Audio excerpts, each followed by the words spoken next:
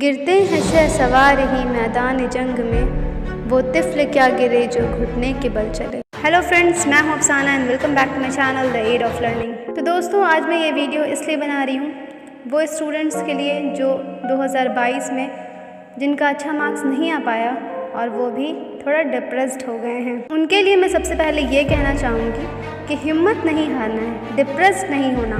इसलिए मैंने शुरू में एक शेर पढ़ा, वही लोग गिरते हैं जो मैदान में घोड़े पर सवार होते हैं, वो लोग क्या गिरेंगे जो अपने घुटनों के बल चलेंगे। तो प्लीज़ अगर आप उदास हैं या डिप्रेस्ड हैं तो मत होइए, उठिए, फिर से इस मैदान में उतरिए और अब पूरी तैयारी के साथ। मैं इस दौर से गुजरी हूँ, इसीलिए मैं आपके दर्द को समझती हूँ, आपकी तकलीफ़ को समझती हूँ कि इतनी मेहनत करने के बावजूद भी जब नहीं होता है ना तो कितनी तकलीफ़ होती है और कितनी टेंशन होती है। लेकिन इसका मतलब ये नहीं कि हम हिम्मत हार जाएं, बिल्कुल नहीं, हिम्मत नहीं हारना है, फिर से तैयार होना है और अब पूरी तैयारी के साथ इतना कॉन्फिडेंस लेकर के उठना है कि इस बार तो नीट 2023 में खाड़ लेना है, बिल्कुल एकदम अपनी सीट जमा ही देना है। उसके लिए आपको सबसे पहले उठना पड़ेगा। आप डिप्रेस्ड हैं तो उससे आप बाहर निकलिए और अपने आप को फिर से खड़ा कीजिए। तो सबसे पहले हमें करना क्या है कि अपनी खामियों को ढूंढना है। जो हमने 2022 में जो भी हमारी खामियां रही हैं उनको सबसे पहले तलाश करना है। वो खामियां जिसकी वजह से हम पीछे रह गए और जिसकी वजह से इस बार हमारा नीट में रह गया, तो उसको पहले तलाश कीजिए और फिर उसको धीरे धीरे दूर करने की कोशिश कीजिए।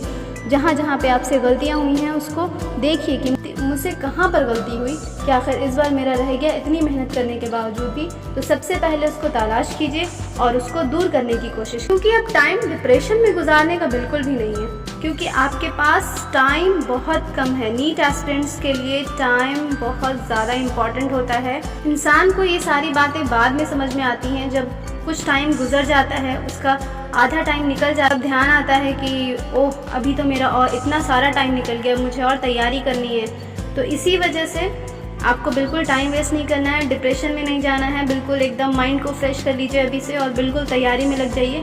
क्योंकि मैं ये सारी बातें इसलिए कर रही हूँ क्योंकि ये सारी चीज़ें मुझ पर गुजर चुकी हैं और अब मुझे समझ में आता है कि मैंने क्या क्या गलतियाँ की। मेरा एक बार नहीं हुआ तो मुझे क्या करना चाहिए था। लेकिन उस टाइम में क्या था ना, उस टाइम में ना ही मेरे पास आजकल की तरह एंड्रॉयड फ़ोन नहीं था। अब तो सबके हाथ में एंड्रॉयड फ़ोन है, यूट्यूब है, हर तरह की वीडियो मिल जाती है, मोटिवेशनल वीडियो, जितनी चीज़ें आपको चाहिए वो यूट्यूब पे मिल जाती हैं।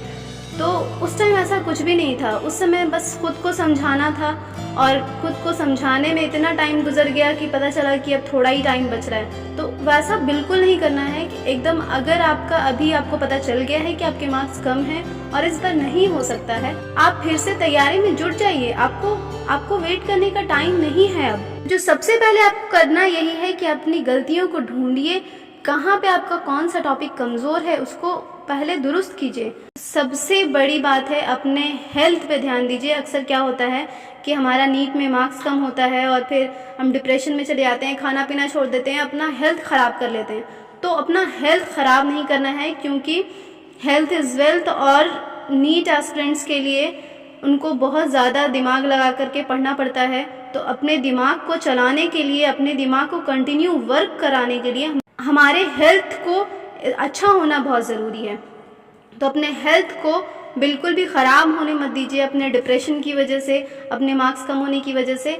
बिल्कुल आप फिर से तैयार होइए और अपने खाने पीने का भी बिल्कुल अच्छे से ध्यान दीजिए। तो मेरी एडवाइस यही है कि हेल्थ को लेकर नो कॉम्प्रोमाइज़। उसकी बात आती है, जब अपनी खामियां ढूंढ लीजिए उसको दुरुस्त कीजिए, फिर ज़्यादा टाइम जो है ना वो क्वेश्चन बनाने पे ज़्यादा टाइम दीजिए, क्योंकि अब जो है आपका कॉन्सेप्ट क्लियर हो चुका है, सारी चीज़ों का कॉन्सेप्ट आपको समझ में आ चुका है। जो भी 2-4 टॉपिक आपके पास जो कमज़ोर होगा, जिसको आपको दुरुस्त करना होगा, उसको अच्छे से कीजिए। बाकी जो सारे टॉपिक्स हैं जो आपका बहुत अच्छा है उसको जो है अच्छे से उसका क्वेश्चन कीजिए। जितना क्वेश्चन बना सकते हैं क्वेश्चन बनाइए, क्योंकि क्वेश्चन बनाना बहुत ज़्यादा ज़रूरी होता है। क्वेश्चन बनाने से कॉन्सेप्ट भी क्लियर हो जाता है बहुत अच्छे। उसके बाद जो बात आती है नोट्स की, तो आपके पास जो नोट्स हैं उसको फॉलो कीजिए। जिस भी टीचर का नोट्स है, जिन्होंने आपको पढ़ाया, ये नहीं कि आप नोट्स को छोड़ दें, नोट्स को फॉलो कीजिए।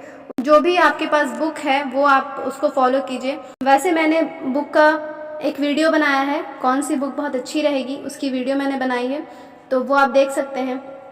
और मल्टीपल बुक लेने से कोई फ़ायदा नहीं है। मल्टीपल बुक से क्या होता है, सिटीज़ आ जाती हैं, तो मल्टीपल बुक लेने से कोई फ़ायदा नहीं है। जो भी बुक है, जितनी भी आपके पास बुक है, उसको पहले लिमिट कीजिए कि हम मुझे इतनी बुक करनी है। अगर उतना बुक हो जाता है तो फिर बाद में देखा जाएगा, पहले उतना तो कीजिए। बहुत क्या होता है अक्सर कि बहुत सारी बुक लेकर के लोग फिर सोचते हैं अरे ये वाला भी देख लेते हैं, वो वाला। इससे क्या होता है, सिर्फ टाइम वेस्ट होता है और कुछ नहीं होता है। मैं आपको बता रही हूँ, बहुत ज़्यादा बुक लेने से कोई फ़ायदा नहीं है। बस जितनी बुक है उसी को पढ़िए। और क्वेश्चंस के लिए मैंने जो भी बुक बताई है वो आप ले सकते हैं, बहुत अच्छी बुक है। अगली बात जो बहुत ज़्यादा ज़रूरी है वो है माइंड को फोकस रखना। ये एक ऐसी चीज़ है कि बहुत मुश्किल होता है माइंड को फोकस करना, क्योंकि दिमाग में एक ही टाइम में बहुत सारी चीज़ें, बहुत सारे ख्याल आ रहे होते हैं कि क्या होगा नहीं होगा। तो ये सब बिल्कुल नहीं सोचना है। आपको सिर्फ सोचना है कि मुझे अपनी पढ़ाई पे फोकस करना है, अपनी पढ़ाई को बिल्कुल 100% अच्छा करना है। जितना अच्छा कर सकते हैं उतना अच्छा करना है, ताकि जो है इस बार आपका नीट अच्छे से गुजरे, नीट का जो है पेपर अच्छा हो। और ये सोच कर दिमाग में चलना है, नेगेटिव थाट्स नहीं लाने हैं अपने दिमाग में, और माइंड को बिल्कुल फोकस करना है। और माइंड को फोकस करने के लिए आप बहुत सारी चीज़ें कर सकते हैं जिससे माइंड फोकस रहेगा। सबसे पहले माइंड को फ्रेश रखना ज़रूरी है। आप फ्रेश कैसे रख सकते हैं, सुबह में बिल्कुल सुबह उठिए और फिर वॉक कर सकते हैं, योगा कर सकते हैं। आप सुबह की फजर की नमाज़ पढ़िए, वो बहुत अच्छा होता है। उससे जो है वो माइंड बिल्कुल फ्रेश हो जाता है। और मैं फिर से कहूँगी, खाना बिल्कुल स्किप नहीं करना है। में से अक्सर लोग हॉस्टल में रहते होंगे, हॉस्टल का खाना अच्छा नहीं लगता है, मुझे भी पता है। मैं भी 7 साल हॉस्टल में रही हूँ, तो खाना तो बिल्कुल अच्छा नहीं होता हॉस्टल का। बिल्कुल नहीं, ऐसा नहीं है कि खाने लायक नहीं होता, खाने लायक होता है, लेकिन दिल नहीं करता खाने का। फिर भी आपको खाना स्किप नहीं करना है, क्योंकि खाना बहुत ज़्यादा ज़रूरी है। माइंड को अगर वर्क करते रहना चाहते हैं तो फिर आपको खाना तो पड़ेगा ही। और खाना बिल्कुल स्किप नहीं कीजिए, बाहर का खाना अवॉइड कीजिए, क्योंकि क्या होता है कि बाहर के खाने से बहुत ज़्यादा प्रॉब्लम होना शुरू हो जाती है। शुरू में नहीं पता चलता, लेकिन बाद में कंटिन्यू खाते रहने से प्रॉब्लम हो जाती है। थोड़ा थोड़ा बीच में कभी खाना कोई प्रॉब्लम वाली बात नहीं है, लेकिन अक्सर लोग क्या करते हैं कि कंटिन्यू बाहर के खाने पे ही डिपेंड हो जाते हैं। तो वो चीज़ नहीं करनी है। बाहर का खाना ज़्यादा से ज़्यादा अवॉइड कीजिए, जंक फूड अवॉइड कीजिए। और ये सब मैं इसलिए बता रही हूँ कि ये सारी चीज़ें मैटर करती हैं आपके प्रिपरेशन के दौरान, क्योंकि सिर्फ पढ़ाई ही सिर्फ मैटर नहीं करता। पढ़ाई तो वो करता ही है, वो तो आपको करना ही करना है, साथ ही साथ उससे जो एक्स्ट्रा चीज़ें हैं वो बहुत ज़्यादा मैटर करती हैं आपकी लाइफ में, क्योंकि उससे ही आपको पढ़ाई पे, आपकी पढ़ाई अच्छी हो सकती है, ख़राब हो सकती है। आपका एनवायरनमेंट अच्छा है, आपका माइंड फ्रेश है, तो उससे आपकी पढ़ाई अच्छी हो सकती है, ख़राब हो सकती है। पढ़ाने के तरीके और पढ़ने के तरीके तो बहुत सारे लोग बता देते हैं। एक्चुअली आपका एनवायरनमेंट क्या, ये जो है बहुत कम लोग बताते हैं। तो इसलिए मैं बता रही हूँ कि ये सारी चीज़ें बहुत ज़्यादा मैटर करती हैं। आपका एनवायरनमेंट आपके पढ़ाई पे बहुत ज़्यादा मैटर करता है। और इसमें जो सबसे बड़ी चीज़ है, जो सबसे बड़ी बात है, वो है नेगेटिव चीज़ों से अपने आप को बहुत दूर रखिए, नेगेटिव बातों से दूर रहिए। अक्सर क्या होता है कि ड्रॉप आउट के दौरान क्या होता है, ये प्रॉब्लम आती है, सबको आती है, मुझे भी आई थी, कि सब लोग पूछने लगते हैं और तुम्हारा क्या हुआ, तुम्हारा क्या हुआ, इस बार हो गया मेडिकल, कैसा रहा, कैसे पढ़ाई की है, वो बहुत सारी बातें होती हैं। तो इन सब चीज़ों से दूर रहिए, क्योंकि ये सारी चीज़ें माइंड पे बहुत ज़्यादा प्रेशर डालती हैं। बहुत इंसान परेशान हो जाता है ये सब चीज़ों को सुन सुन के। आपको अपनी पढ़ाई पे फोकस करना है, ताकि उनको अपने आप सारी चीज़ें, सारा जवाब मिल जाएगा, उनको बताने की ज़रूरत ही नहीं पड़ेगी आपको।